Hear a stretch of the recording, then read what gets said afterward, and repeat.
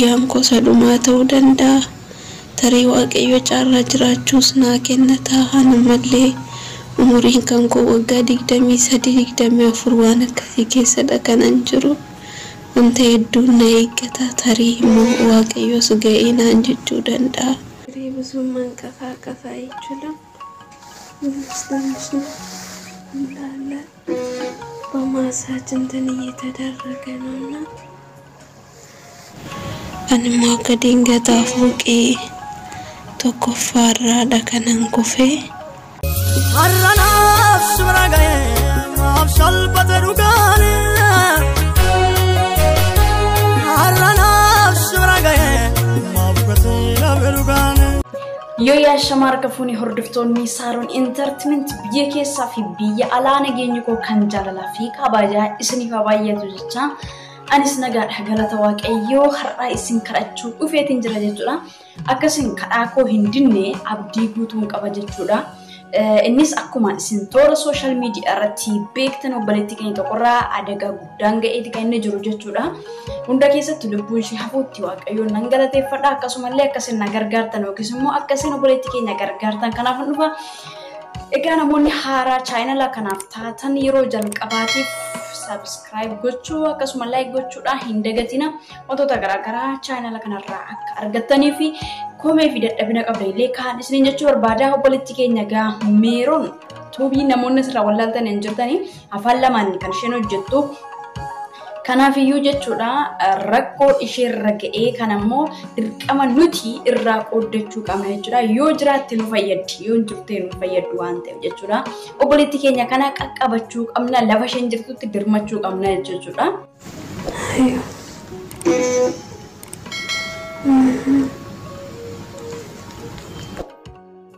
እዚህ ጋር እንደምታዩት እግሬ ብዙ መንቀሳቀስ አይችልም እንዳለ በማሳጅ እየተደረገ ነውና አንማ ከድንገት አፎቄ ተኮፋራ ለከነን ኩፌ kanarratti waaqayyo galateeffamu waan hundumarratti waaqni kee xiqqoo miidhamni guddaan irra ga'ee jira innis immoo dugda kan kootu lafee dugda koo na cabee jechuudha na isaaf guyyaa borii opereeshinii ta'uuf deema hundi keessaniyyuu alootii keessaniin akkana bukkeedha akkuma isheen dubbatte jechuudha rakkoo hamaa yookiis immoo miidhaan irra ga'eeti kan jiru jechuudha shamarran keenya yeroo baay'ee jechuudha biyya arabaa kanatti harka arabootaanis ta'e akkasuma harka namaatiin akkuma kana dabalateellee jechuudha osoo hojjetanii miidhaa gurguddaan irra ga'aati kan turee fi kaleessa dheengaddas kan achis dhufedha akkasuma namoonni hedduunis illee miidhaa isaarraa damdamachuu kan hin dadhabanii akkasuma battala isaatti kan lubbuun darbanis akkasuma kan namni hin hubanne hedduun isaanii jiraniiru egaa obboleettii keenya meeroonis rakkoon irra ga'eetu jira yookiis immoo lafa hojjettu hojii ishee keessatti rakkoon irra ga'ee akkasumallee rakkoo sanaaf immoo gara hospitaalaatti seentee kan isheen jirtu jechuudha. Asirratti wanta isin jechuu barbaadu ijoolleen Duubaay keessa jirtan hadaraa keessan namoonni bakkeeras ta'e akkasumallee waraqaa qabdan hadaraa keessan namoonni firii yookiis immoo olii gaddeemuu dandeessanii nama hunda miti akkuma biyya arabaa keessatti tokkoof ni eeyyama tokkoof hin eeyyamu jechuudha amalli namootaa fi arabootaa hundi tokko miti waan ta'eef jechuudha obboleettii keenya dhaqxanii akka gargaartan dirqama qarshii qofa miti maaltu rakkate yoo ta'e achis gara sabaatti diriirsitan jechuudha sabnillee gargaaruu danda'a amma kan isheen dubbachaa jirtu ciifteeti kan ishee waraabaa jirtu jechuudha mana kiimii keessa akkuma isin harka ishee irratti argitanii dugdi isheellee akka miidhamee jirudha jechuudha kan isheen haasoftee jirtu kanaafiyyu dugdi ishee sun immoo dirqama opereeshinii ta'uudha qabdi biyya keessattuu opereeshinii ta'uun baay'ee ulfaata biyya arabaa keessatti lafa haatiif abbaan keenya jirre lammi fi firri keenya jirretti opereeshinii ta'uun akkam akka ulfaatu bukkee dhaabbadhaa yookiis immoo sammuu keessanitti yaadaa jechuudha.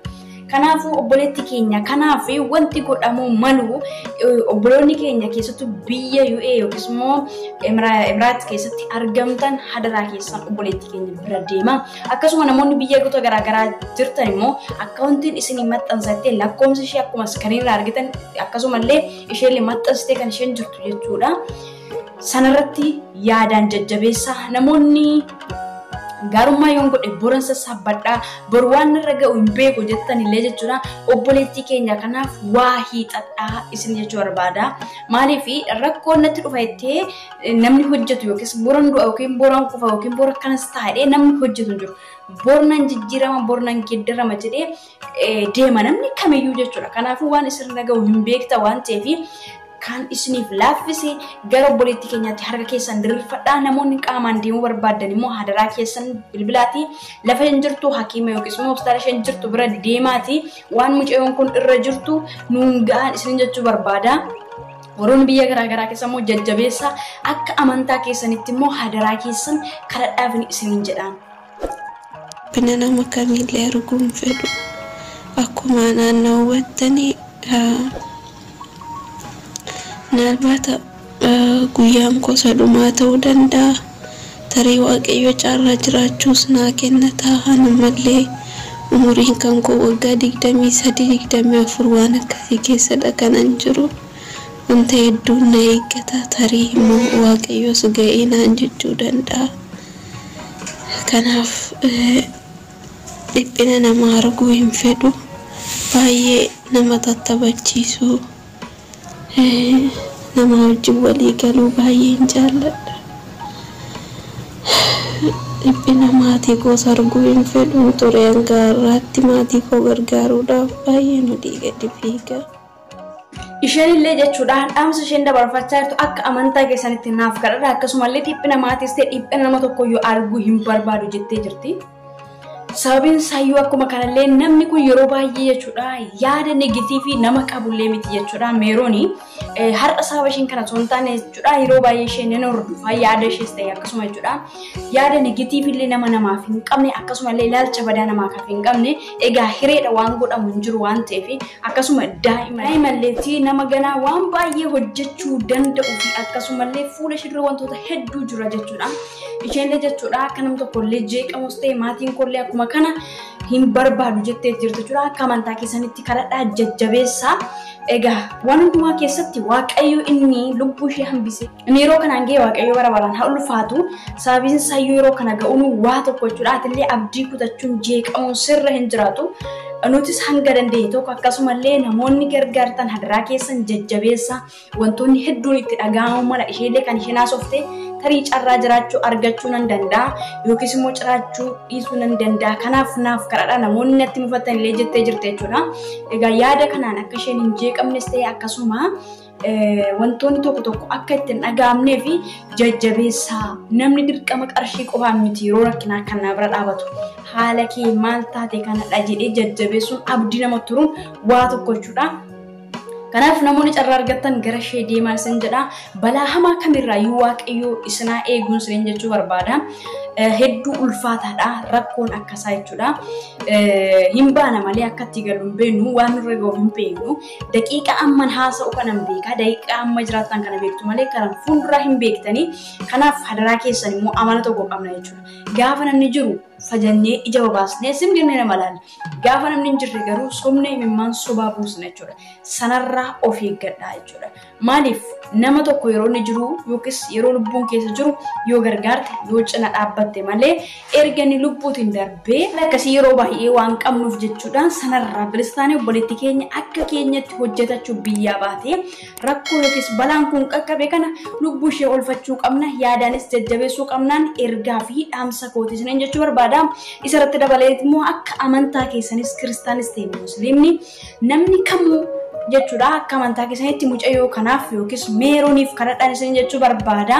hadaraan isinitti kenneera akkasuma namoonni gargaaruuf qaamaan bira deemuu dandeessan qaamaan bira deemaa waan mucayyoon kun keessa jirtu lammii keenya dhiiga keenya waan ta'eef nuungaan isin jechuu barbaada hanga ammatti kan isin wajjin ture ani Saaroon Entertainmentii irraa like subscribe share gochuu hin dagatinaa isin jedha yaadaaf komii qabdaniif immoo barreessuu dandeessu.